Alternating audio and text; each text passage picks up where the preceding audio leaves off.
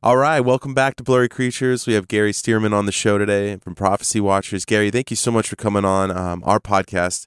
I think it was like a year and a half ago, Tim Alberino was on the show, and he kind of hinted at your story, just an amazing encounter with, it's kind of one of those UFO stories. And on our show, obviously, we talk about all the weird stuff through a biblical paradigm, whether it's Bigfoot, aliens, UFOs, all the above, and we get into a lot of the paranormal stuff that happens in the Bible. And I guess the more our show goes on, everything's weird, everything's strange, everything's supernatural. And, we've kind of moved beyond some of these terms. But thank you for coming on Blurry Creatures. And we ask everyone at the top of the hour, what are your thoughts on Bigfoot, Gary? What do you think about the big guy? Well, I think the only Bigfoot story I've ever heard about that I believed was this famous story about a farmer who looked out his kitchen window and saw Bigfoot coming through his back gate. And he ran to the back door, grabbed a rifle on the way out, went out on his back porch, and unloaded the rifle on Bigfoot. Wow. And he said, I hit him. And he disappeared in a flash of light. Wow. And I went back in the house, put my rifle down, and finished filling my glass of water. And true story, that he tells that story, and that's the only Bigfoot story that I believe.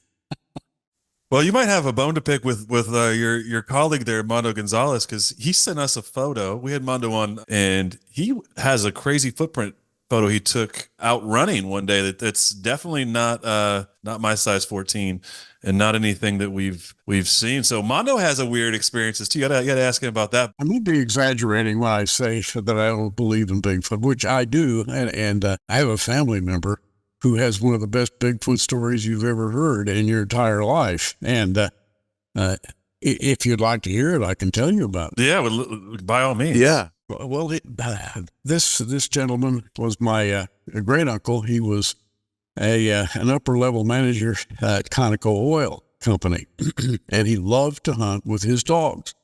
And he went out in southern Kansas, a beautiful country down there in southern Kansas, and was hunting with his dogs, hunting quail. And his dogs became very excited and ran ahead of him, and he thought, aha, they sensed quail. And they disappeared over a rise in the ground, and he heard the most awful commotion after the dogs disappeared. And obviously they were yelping and screaming and squealing, and then there was no more sound at all. And so he ran up to the top of the hill and looked over, and there were his two dogs down on the ground, literally torn to bits. Now, this is a true story. And he said, I was stupefied, and then I looked to my left and down the hill a bit, and there were two creatures.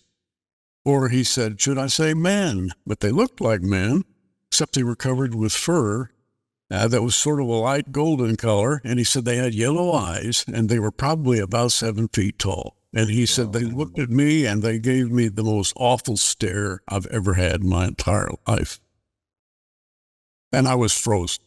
And they simply turned.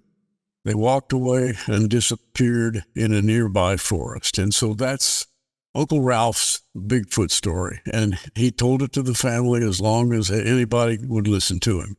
When you listen to Bigfoot stories long enough, like we have, you start to hear these stories where things happen that don't sound like an animal. Yeah. You have this whole paranormal part of Bigfoot that's lights, and like you said, disappears, and some people say he goes through portals, and then the UFOs show up, and it just gets stranger and stranger. And like Heiser said on our show, that if just one of these stories is true, we have to make room for it, right? We have to kind of expand our paradigm.